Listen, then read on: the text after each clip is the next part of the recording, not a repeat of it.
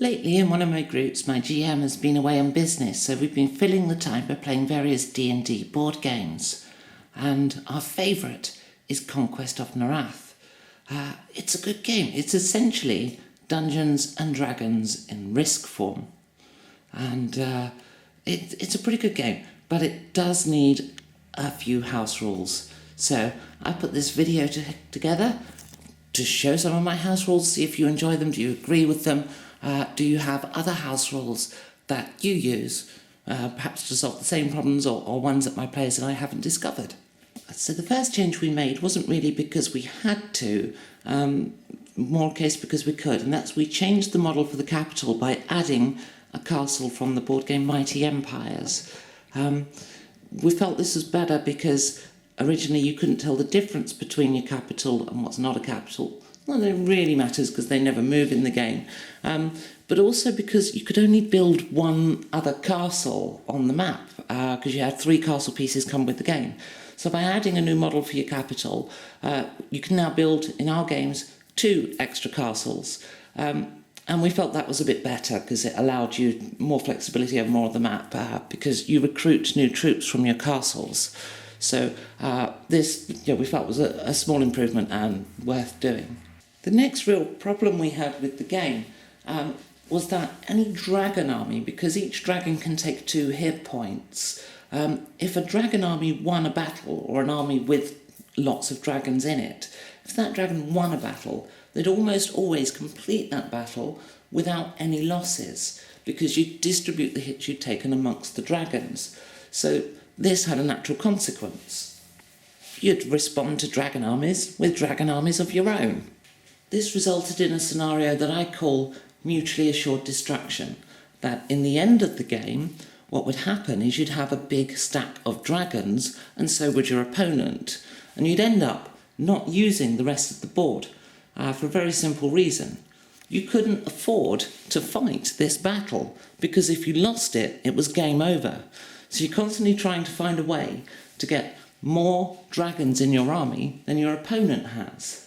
So with the few troops you've got elsewhere, you're just exchanging spaces, sending your wind elementals, storm elementals over to capture a bit of enemy terrain, only to, for them to take them back in their own turn. And the handful of stuff you have outside of that stack is moving around on a mostly empty board because you cannot afford to lose the battle. It's the Cold War of the Conquest of Nerath. So the first thing we did was limit it to 1 dragon per tile.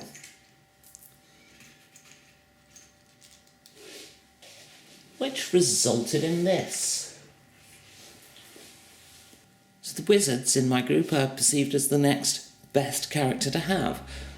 So what we realised is we're going to have to do away with the stacking chips completely. And we said, right, you've got to... You can only purchase from the available models. When the available models are gone, go on to the next thing.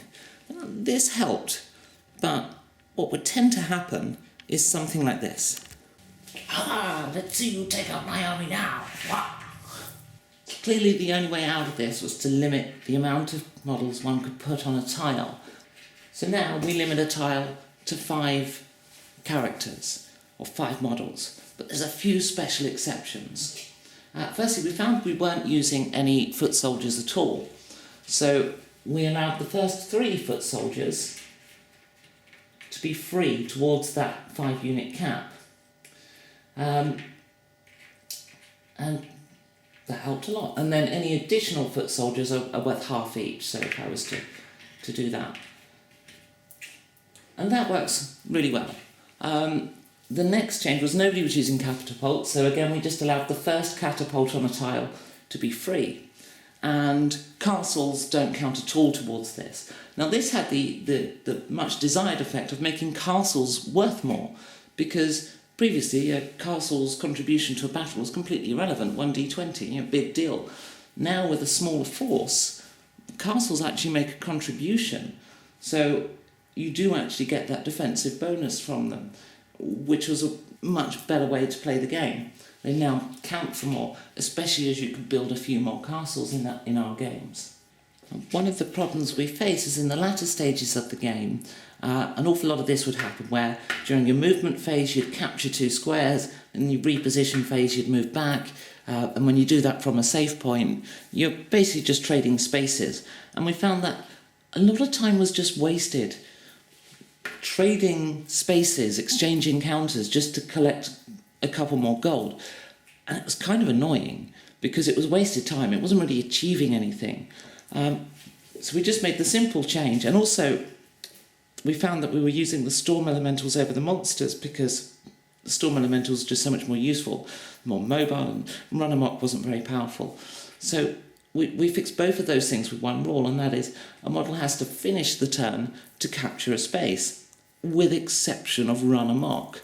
So your monsters can capture a space they move through, and that made them slightly more desirable, and because it's something the storm elemental couldn't do.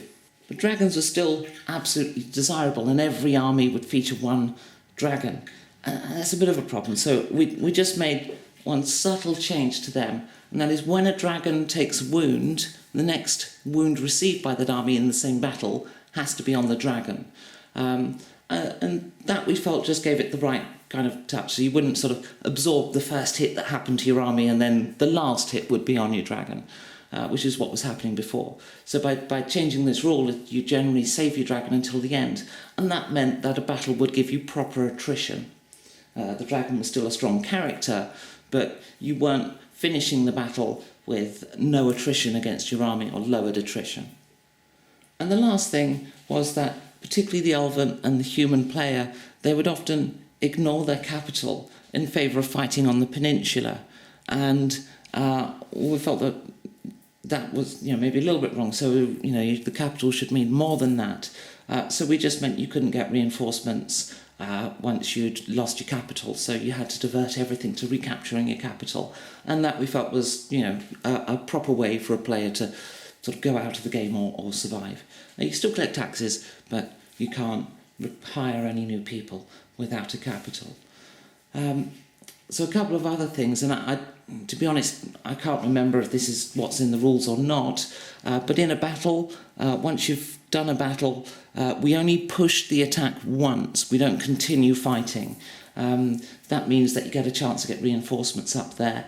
In a dungeon, once the dungeon has 2 tiles on it, you have to fight both monsters at once. We were previously doing it one at a time, and that just made it too easy to farm a dungeon with just 2 wizards. So we wanted it to be more of an adventuring party that has to go in. It still absolutely pays off to go collecting loot from the dungeons, but it's no longer a case of you just farm the dungeon next to your capital, because you can easily replace a wizard if you do happen to lose one. Because that was really what was happening, is you send in your wizards, do the first strike, bang, and those 3 wizards just continually farm until they're needed elsewhere, and then you send fighters in. Those are our house rules. It dramatically changes the game.